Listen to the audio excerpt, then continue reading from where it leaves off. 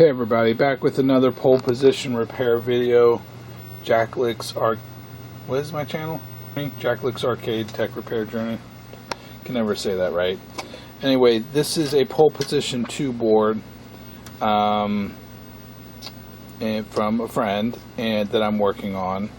I do not repair for money typically, so only for friends and stuff, or stuff that I'm interested in working on. But I'm kind of tired of working on pole position boards, to be honest. But I actually have another set over there, and I have of somebody else's. I have a couple more sets of mine. It's like ridiculous. But the good news is I've had some good success. Anyway, upright 10491. It is a Rev.D board that's upside down. You can't see that. If you look in here, hopefully the light's good enough. The battery's been removed. There is some corrosion, you can see right here on the board, but it's not terrible. But it still needs to be cleaned up. I can see some green on this chip here. I think it's a 161. I need to check some of these. Those look pretty good. I mean, I probably just need to clean it up, but some of these transistors could be a little weak. For instance, other than that, this is also a Rev.D board. You can see here the video board. I don't know if it's the same serial number, but it's Rev.D, and it was a conversion. You can see, look at the socket they have on here is kind of interesting. They removed the pin, so they had, what was it, 1, 2, 3, 4, 5, 6, 7, 8, but they only had, instead of 16 pin socket, they had an 18 pin socket, I guess, and then they pulled the pins out. It's kind of weird, right? Whatever. But it's a Rev.D board that has this little bodge job here from the factory. I can't remember exactly what that is, but it's only on the Rev.D boards, video board. So anyway, let's power it up. And you can kind of see, if I press on some of these chips, maybe it kind of wants to boot. So now it's reset. I can tell it's resetting because there's flashing right there. You just see that. So I know it's resetting, but I'm just going to see if I can get it to go a little bit further by pressing on some chips. All right, I got it to change a little bit. I pressed on this chip right here, 6N maybe. See if that does anything. I don't know, I was just pressing around. It seemed like that was the one that kind of did something. But it seems like it's trying to do something. And before I even get out the logic probe and start troubleshooting these, if you watched my previous videos on pole position, I'm going to remove all the chips, clean the chip legs, clean the boards, and then, you know, then I know at least I'm going with good chip contact and all that stuff. So that takes a long time, so I'll be back in like a day. Alright, 6H, this is what it looked like. Just, I don't know if that was the problem. I just pressed on it and got the game to change a little bit, and it's definitely has a lot of oxidation on those. We're going to put that in Tarnex. Now, this one is 8H, and you can see a leg was replaced, which kind of just, well, I can't say it's a bad job because, you know, as long as it makes contact, who cares? But honestly, if you're going to pull a chip out and replace a leg, why not just actually clean the damn legs or the rest of them? I mean, the reason it fell off is because it's all corroded. Anyway, it's just kind of crazy. Alright, let me get back to working on this board. Alright, I got all the chips back in, and I started to clean up this area right here. So as you can see, just to use the Dremel, get some of the dark spots off of the ground trace. I removed all of the test points, and I'll show you here real quick if you can see them. Look how oxidized. This one I started cleaning up a little bit, but I mean, those things are bad. Corroded, you know, and to get really in here and clean it up, I wanted to pull it out. So everything pulled out pretty clean.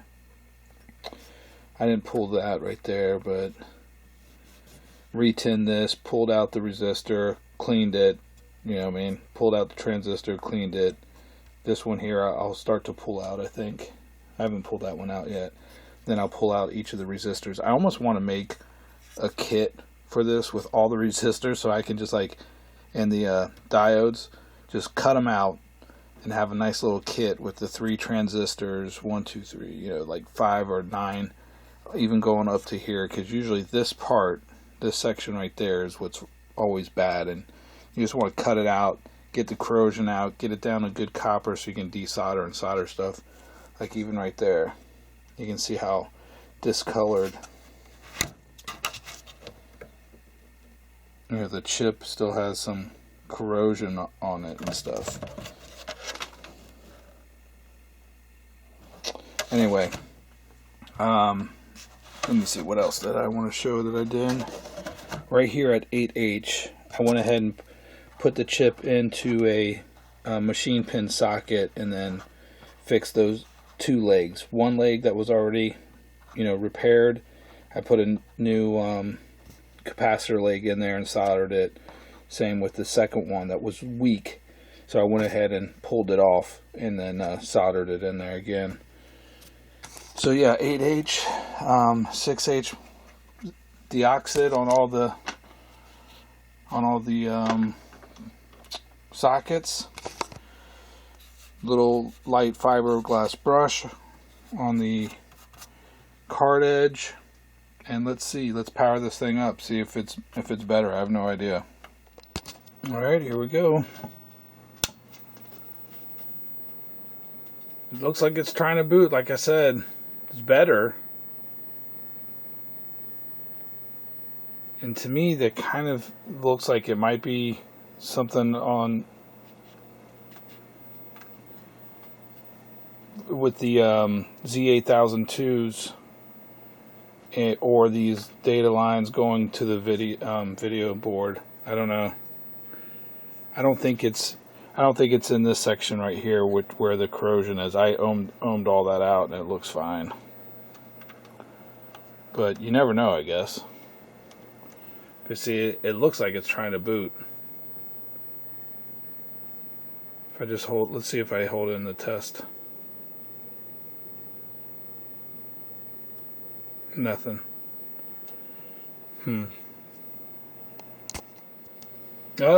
No, I'm just kidding. I actually have my pole position 2 CPU board on here just to rule out the video board. It does look like the video board has some small graphics issues in the sprites, but honestly, I bet that's just chips cleaning the legs and stuff, or it could be a bad. I think, didn't I do a video recently where it was some of the ROMs read incorrectly? So that could be it, or it could just be some weirdness. We'll figure it out.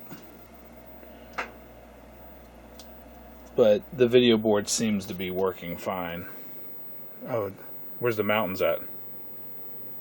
Isn't there supposed to be mountains back there? That's weird.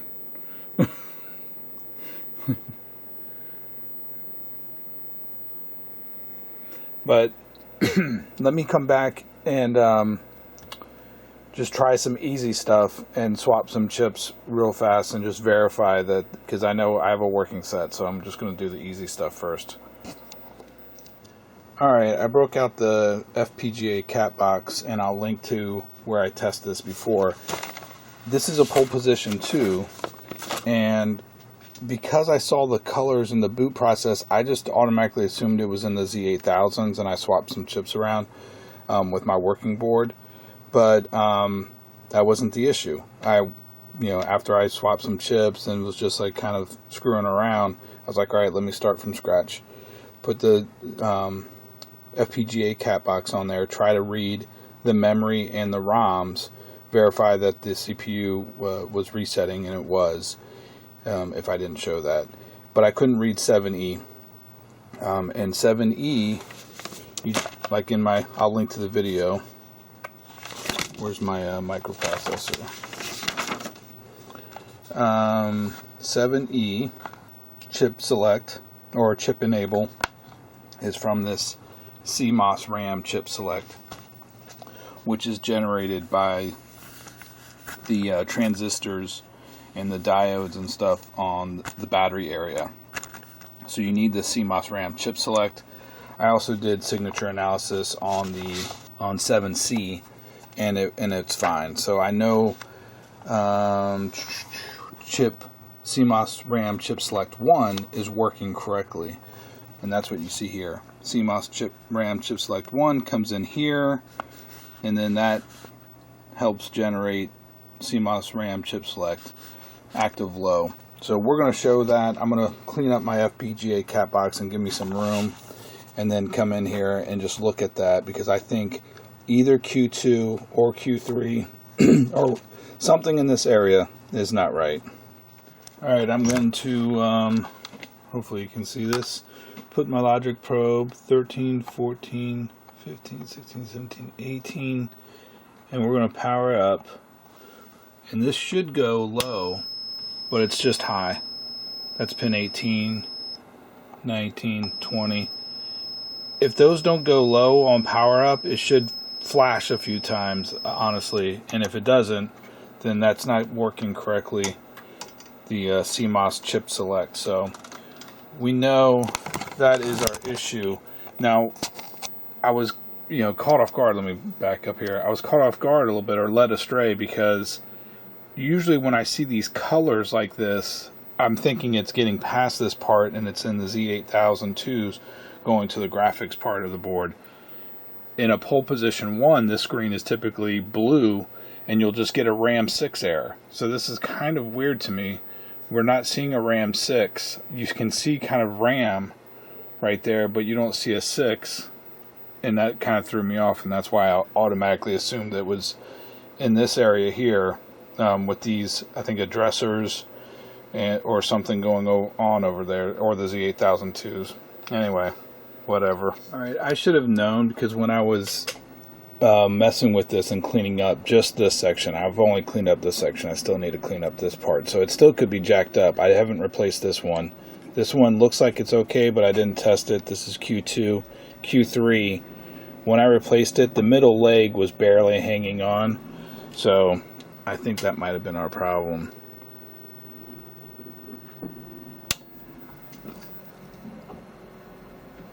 Nope, still got issues. Oh boy. So let me still clean that up a little bit more. Maybe this one's bad, maybe some other components in here are bad. Maybe this transistor here, because it feels weak as well. So let me replace this transistor here. Alright, replace that transistor. 2N3904. And now we're getting further. We're getting RAM 2, RAM 0, RAM 27, RAM 26, 24, 3.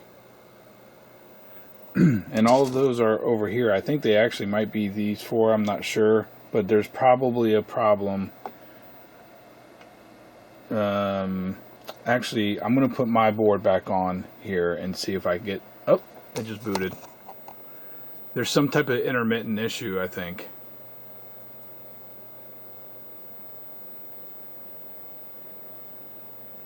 Eventually just booted. I have not cleaned these chips or anything over here, so it could be... I think this chip here... No, that's the timing chip, I think. I'm not sure. It's running. But I noticed this on the FPGA cat box. I didn't show it, but when I was reading to memory, this one was failing all the time, and then I would get sporadic failures over here. Not all the time, just certain data lines, which is kind of weird. Let's see if I can kind of make it flake out at all by pressing on it. Otherwise, it looks decent. I really don't want to... I mean, it's such a pain in the ass. I do need to make a kit so I can just cut all of these off, very quickly, get the corrosion off with a wire brush or my Dremel, and then repopulate this whole section every time, because it's such a pain in the butt. Like, heating it up, cleaning it off, pulling the resistor, like just trying to save, 5-cent resistors. It's like annoying. Alright, I have a couple things to show you. First, because there was some flakiness reading to the RAMs on the video board, I didn't even bother looking up the error codes because it was random, and I knew it was probably these around there, I think. But anyway, I had been using my PVM amplifier, and so I bought some of these things, 3.5 millimeter female 2-pin audio adapters and stuff for some of these Atari boards that you might need to use an external amp on. So on the bench I just wired it up like that. Then I can hook up, I think it is mono, and let's power on, and you see there's no issues booting, and I have audio, which is kind of nice. What I did is on pole position, there's negative. There's basically the audio out for 4 different channels, and then there's the inverse of that on 4 different channels. And it actually uses both of them in the game, but I only need to use one set, really. I'm not going to go into it. To get more volume, they basically amplify both the negative as well as the positive. Anyway, so I just wired up, these 2 pins here. I can't remember which 2 pins. Those 2 together, and that's all 4 channels all into one. Then a ground, which is right next to it, and then plug it in. Plug it into my PVM, and we have audio. I'm just holding my test button down. Very easy way to test all the audio channels. Alright, so anyway, that brings me to the video board. So I went ahead and removed all the chips, and I'm glad I did because I didn't actually notice this, and hopefully the glare's not too bad. I mentioned how they used 18-pin instead of 16-pin sockets here and stuff. They also used, when they converted this board, like this is one kind of socket, and this is a different kind of socket, and it's also reversed. This should be pin 1, so that's kind of a foobar job, whoever converted this board. And then this is even stranger. They, instead of removing the socket that was already there, they just cut off, the socket of something and kind of spliced it in there for these 2 chips at 6N and 7N. I think that's crap, so I'm going to remove that. But a lot of these sockets don't look great, so I am going to give this a quick little toilet bowl cleaner. I went ahead and re-tacked down the jumper that's on these D boards with some hot glue, low temperature hot glue. And I'm going to clean the card edge, clean the sockets, clean the chips, and then we'll come back and I'm going to fix these 2 sockets because I can't live like that. I'll live with this over here, and these like over here, but that's crazy. So I'm going to replace those. Alright, while the video board is drying, hopefully you guys can see this, I cleaned up this whole area. I replaced the test points, even though they're not the right kind, and I desoldered every resistor leg, cleaned up all the corrosion, retinned, you know what I mean? You can see that much better now. And this area here, even though that 161 at 6A was fine, if hopefully this focuses. I mean, look under the legs, like there's corrosion there, right? So I just cut it out, and I'm gonna pull the pins and clean it up. There's a little bit of discoloration right there on the ground trace and on the 5-volt trace that I'm going to clean up just to make sure it's good. And then this should be, no more corrosion, because a lot of times these boards are repaired and they just fix the bad part, like pull that transistor, fix it, it's working, but the corrosion could still be under there. Like even there, I think is A little bit of a spot right there. That I cleaned that up there too. But anyway, I'm not really worried about the resistor, the resistor legs, but I didn't like that 161. All right, everything's back together. Really took me better part of the day to clean all this up, clean this board, clean all the sockets, replace these two sockets. You know what I mean? Hopefully we're no worse after doing all that work.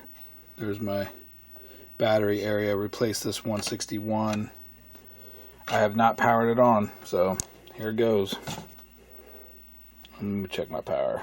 Ground. Should be okay. Ah!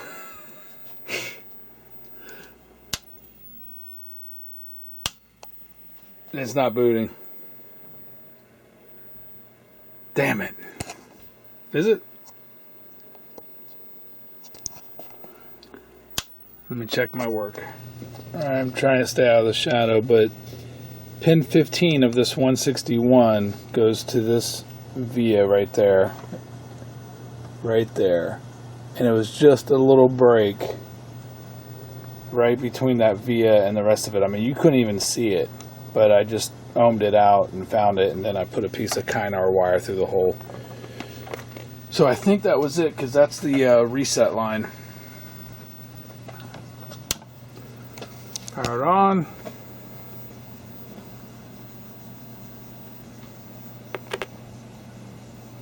Oh, we got frozen, huh? What's going on there? Something's still not happy in this reset area.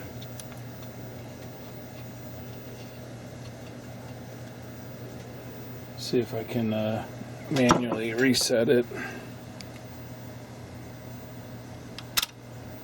Whoop, there we go. We still got a little bit of flakiness going on. Boom, it booted. And it didn't.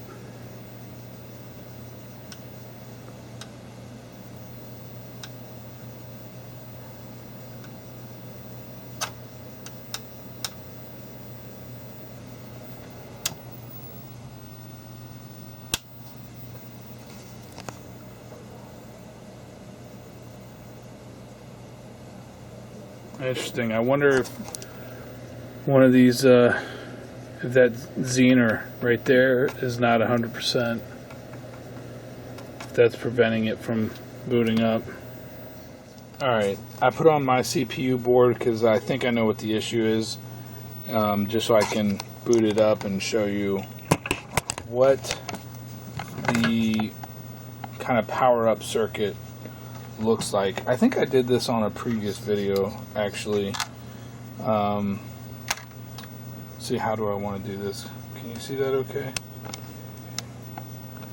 Ooh, there we go. I'm just going to come to pin 18, 13, 14, 15, 16, 17, 18. This is the chip select, CMOS chip select, right? High, then it goes low, low again, and then one more time when the game boots. Alright. Now the other thing I want to show is, oh, actually I guess I should power it on. On CR6 right here, it's high, and then on the other side there's nothing.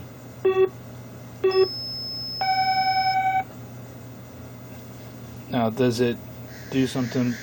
Oh.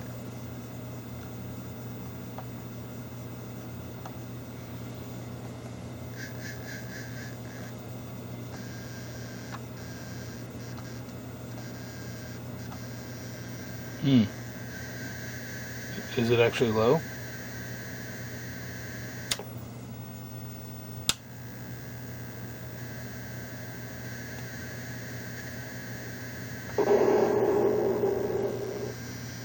Wacky. It almost feels like there's nothing there.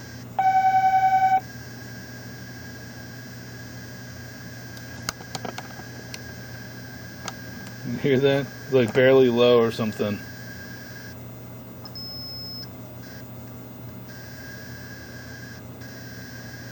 I don't know. I think that CR6 is screwed up on the other one. Originally, this was a 3.3 volt Zener, and then Atari released like an inter-office memo, and later, like in pole position 2, they changed this to be a 3.9 watt. 3.9 volt Zener right here at CR6. If you can see that. This is my working board, obviously. And I've shown that on my previous video. And I might link to the actual, I might post in there. Okay, yeah. I don't know what I replaced that one with, but I can replace it with a 3.3 half watt or a 3.9. But the reason they went to a 3.9 is having to do with saving scores into the CMOS.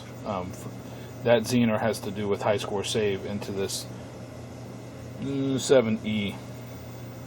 Alright, this is the non-working board. It's having trouble booting. And see, that's clear low. Whereas the other one definitely did not read just low like that, even though maybe it should be. I don't know. I'm going to replace that thing. It definitely doesn't look like it's the same as my other one. But I don't know if that's the issue or not.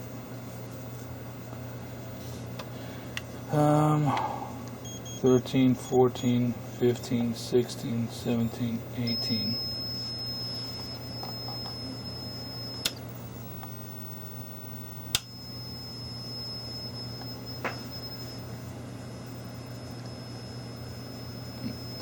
See, it beeped, and then it got stuck. Alright, I replaced the Zener. And we're in worse shape. We're back to our RAM error, which is crazy. I think that Zener was definitely bad, though. Here it's high, and nothing on the other side, so... which I believe is correct, but... we're watchdogging.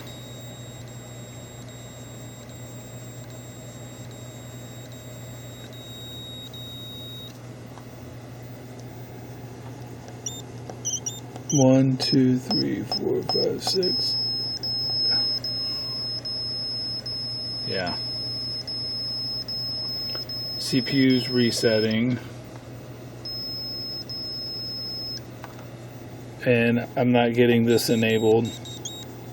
13, 14, 15, 16, 17, 18. Oh, that battery area.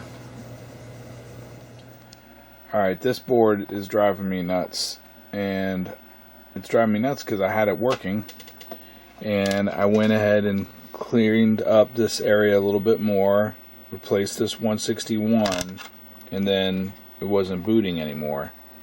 But I've looked at my work like over and over and over again. Put the board back on the cat box FPGA. I can read RAM fine. I can read this chip and all that stuff. One of the things that was kind of weird, and I haven't been filming because it's been very frustrating, but this is the Watchdog Reset, and it should be beeping all the time. I'll show you that. But sometimes it doesn't beep. And it comes from this LS138, and then there's this 200 ohm resistor here, so it doesn't really go all the way down to 0 volts. It's like, I think this 200 ohm resistor prevents it, which comes into port pin 1 of the 161, kind of prevents it from going all the way down to 0 volts. Anyway, I was in a rabbit hole, and I didn't film that, but you get, let's see what else. Okay, the other thing is, down here, the 7N and 6N were both replaced, and they were both replaced with LS chips versus S chips. This should be a 74SO4. This should be a 74S163. I went ahead and fixed that, but that wasn't my problem either. So let me go ahead and power this up. That's our Watchdog Reset that's chirping. And you see I don't get any RAM. It's not a blue screen like it is on pole position 1, which is unfortunate. But you know, it's not resetting. You know, that's the reset. So it's not actually, the Watchdog is not kicking the reset. That's normal. Pin 1 should be beeping. Pin 2 is the clock. And then these are all tied low.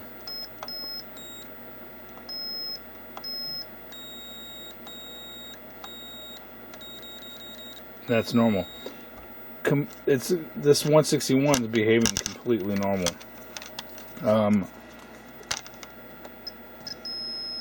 This is that Zener. It's like floating. So I broke out my scope here.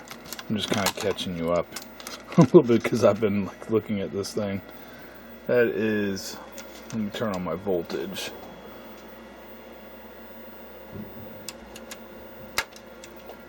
Alright.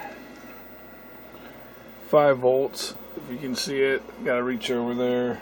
And then on the other side, yeah, it's floating. It's about 2 volts. And that's why the other one was like probably different voltage Zener, so it was probably like a little bit lower, so you heard it like making different noise. This one's truly in a floating state. It's not low or high. It's not low nor high, I guess. So that's on this side, the non-banded side of that Zener. So 5 comes to 2 volts. And this is the exact same Zener that I have on my working board, so I know that's fine. Let me see, what else can I show? Let's go back to frequency, and I'll show you the frequency of the Watchdog Reset. 56,000, so 56,000. But it looks good. And then 60 hertz right there. That is the clock on pin 2. I don't think you could see all that. Alright, for shits and giggles, I guess, I wanted to put in pole position 1 ROMs on this bad CPU board. And I also hooked up a pole position 1 video board. The only difference is there's no two extra ROM chips there. So these 2 ROMs are different. I think this ROM is different. No, that ROM's the same. These 2 ROMs, 2 instead of 4. And then you got to take out this here, these 2, put those 2 back in. Anyway, it's only a few ROM chips. This PAL was replaced, which is interesting that it was replaced, because it doesn't need to be for pole position 2. But anyway, this is what you get. F. It's not resetting. If I look at my Watchdog circuit, it looks good. Board is not resetting. That's my reset. Is it? No, that's my where's my reset? Right here. 1, 2, 3, 4, 5. Yeah, reset's high. This is just the output of the 161. But I'll come right back and show you what it shows. Alright, so eventually you get this RAM 73, which doesn't exist. And there's a couple threads, and even I think Ian Kellogg had a video on this where RAM 73 had something to do with the Z8000s not being enabled correctly or something. So I saw that on the pole position too, but because the ROMs are different, you get all of the garbage and colors and so much background that you can't actually read this stuff, right? Whereas the pole position 1 is just got a blue background, and it's very easy to see what this RAM error was, because I saw that before, RAM 73. So that at least is confirming a clue, and I was obsessed with this area here, and I don't think it has anything to do with this area. One of the things is when you're using your logic probe, make sure you put it on TTL. I had it on CMOS, and I think that's why I was led astray with my little WDR circuit there, but because it's not completely at 0 to 8 volts like as a low, it's like somewhere around 1 or something like that. So if you have it on CMOS, it might not read it as a low, something like that. I think that's what was going on. Alright, this is weird because booted it up, ready to start working on it again, different day, and I come to the Watchdog Reset. Oh, it's because it's grounded. Never mind. This is RAM 73 is somewhat common when your board is actually booting and running the diagnostic code. So the first thing that boots is the sound Z80, and then it reads, I think, both of these ROMs and the CMOS 6116 at 7E. So if that's working, you're likely your BPROM here is working, the board's booting, your reset line is fine, your Watchdog is probably working okay. I'll get into that in a second. But the next thing it does is it boots up the Z8002 B, and there's a reset line called Reset B that gets activated. That's actually generated by 8E or maybe 8D. 8E and 8D, I think, have a role to play in that. And then when this boots, I guess it reads its ROM's data address here and probably might access some memory, I'm not sure. And then the other CPU boots, and it's got these LS367s, 373s.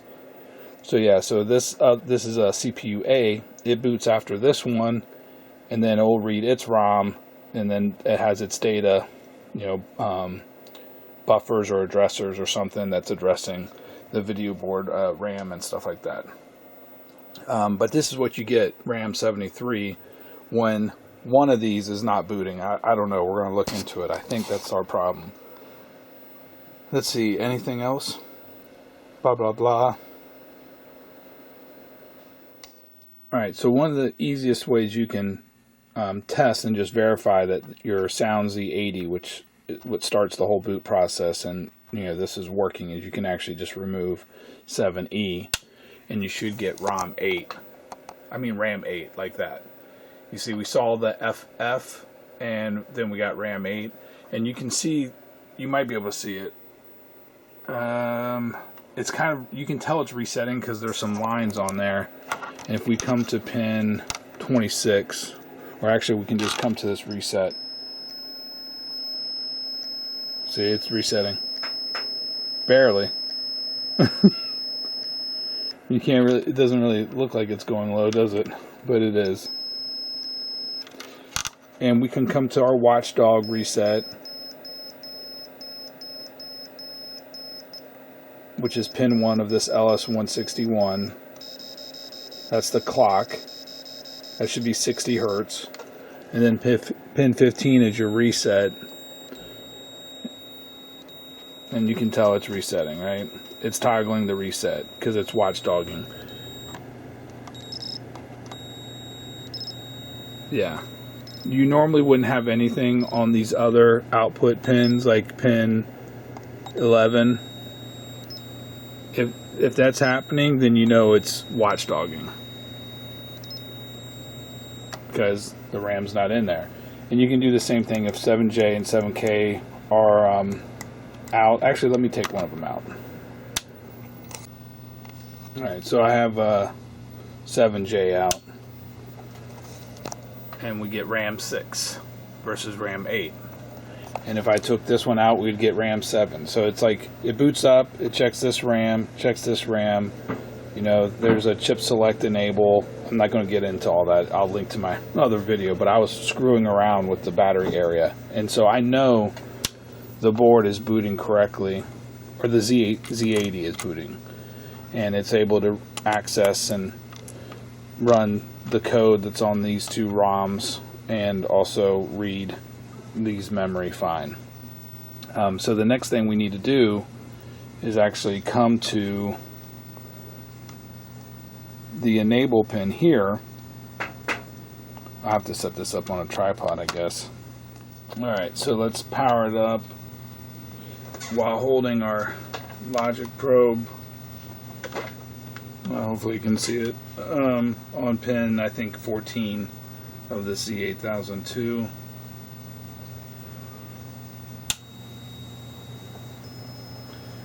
You see, went high, so it held it low and then went high to boot it up, but this one is still low, so CPU A is never coming up, probably because something is failing here, and it could be these 373s, or I guess it could be technically this 8E, which I think is actually generating the reset signals.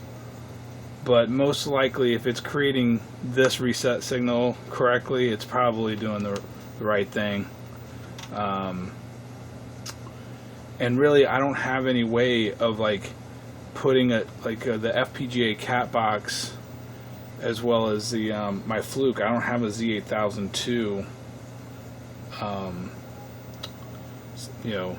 CPU, what the heck, pod, Z8002 pod or emulator, I guess, that can actually verify its reading and stuff like that. So I guess technically we could do signature analysis and at least go through the 373s, I guess.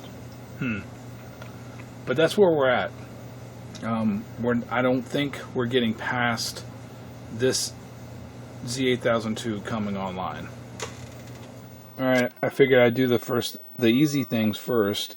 That PAL was socketed. I don't know why it was socketed, because it didn't need to be. Maybe it failed previously, or they thought that was the problem.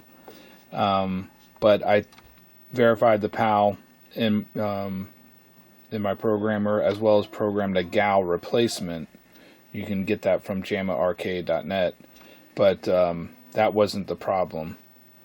And then, since I already have extra chips, this is my spare chipset from another pole position too, I just went ahead and replaced 3H and 4H, as well as 3F and 4F. But because I used deoxit, I also sprayed some of the deoxit, like some of the leftover residue of the deoxit. I just kind of sprayed it out. So I don't know if these chips are bad, but let's see. I still get FFF. Boom. It's booting. Yeah, and this video board I haven't messed with yet, so there are some graphic glitches. There's a pole position one. That's not what this video is about. I'll come back and worry about that later. But let me go ahead and put my F's back in and boot it up, and then we'll put the H's back in. 3F and 4F are back in.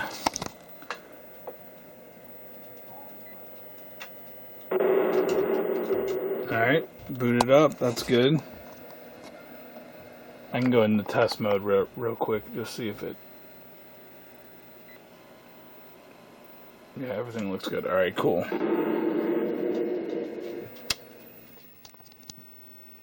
I don't know if this is going to focus or if you can see it, but there's a little bit of residue from the deoxit when I used the deoxit on it. So I just came in and kind of spray it out a little bit. I don't think that was the problem. 3H. The pins look pretty decent, but we're going to try it. There's 3H. Could have been just bad contact or something. I did not Dremel these legs after using deoxit. I mean, after using Tarnex. Come on, you sucker. Alright.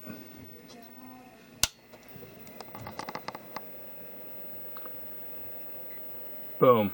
I just needed to reseat 3H and 4H for this thing to work. Oh my god. Let me put it on the tripod. Alright, we're going to power it up. I thought this was going to be some... shit. There, you can tell it booted up. But I'm gonna hold it there again. Power cycle.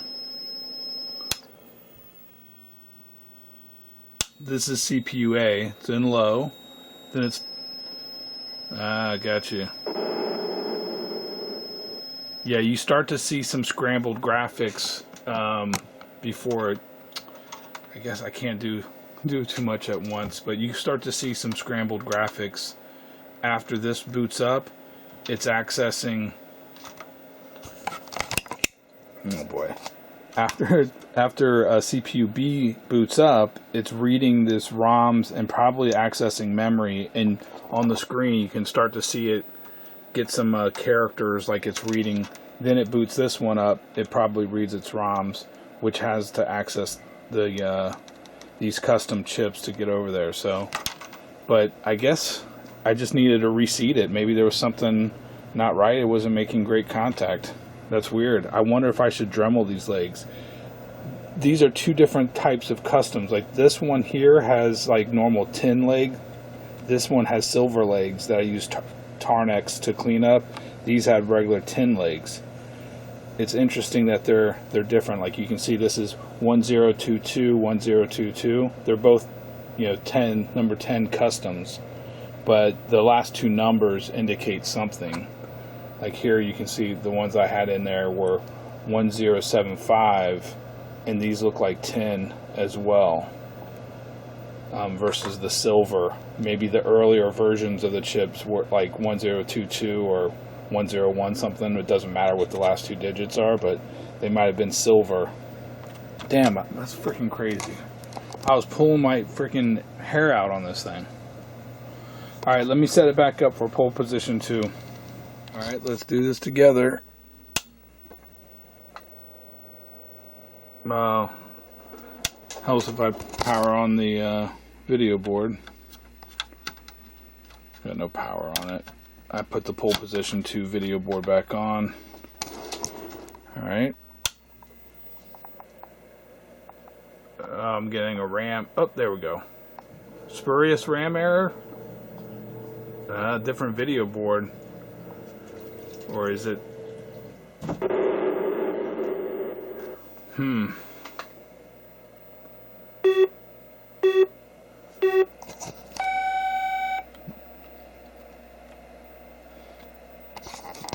Might want to try resetting that one more time, but it's definitely playing now.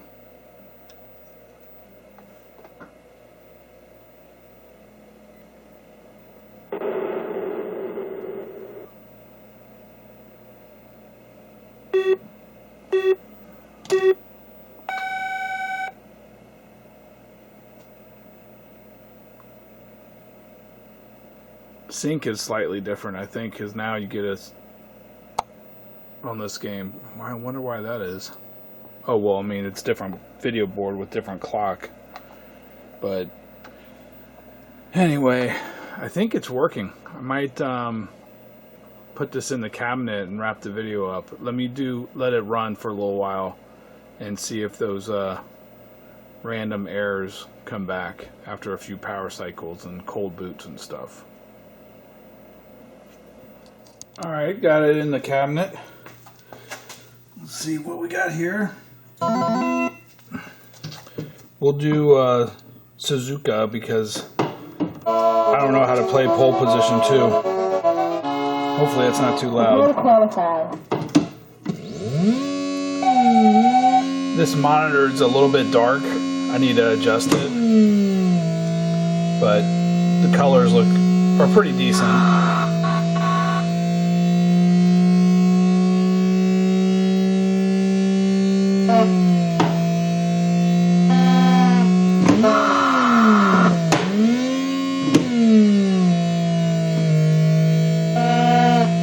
don't know how to qualify, actually. I've only played pole position 2 a few times. Can I qualify? Let's see here. Oh! Nice! Not too bad.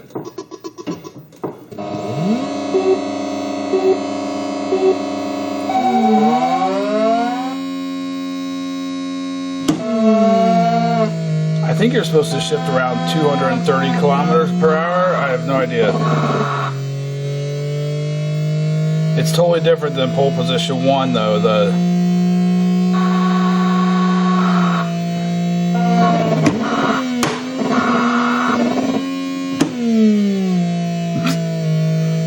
Feels like I'm going slow. Oh my god. Maybe up to 250 kilometers per hour. Oh, crap.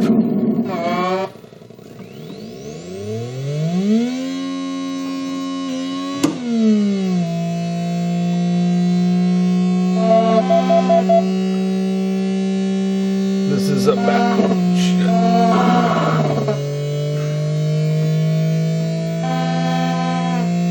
I think I have it on easy or something. All the dip switches are down, so. Oh my god, I thought I had that. But anyway, it's working. Yeah, 250 it tops out is what it comes up against a rev limiter, I guess. Alright, there we go. There we go. Pole position 2. Board fixed. It was a pain in the butt, honestly. I need to cut a back door for this cabinet. And that's the Matsushita monitor TM202G. And there's the board. Alright, y'all. That's it. Cheers.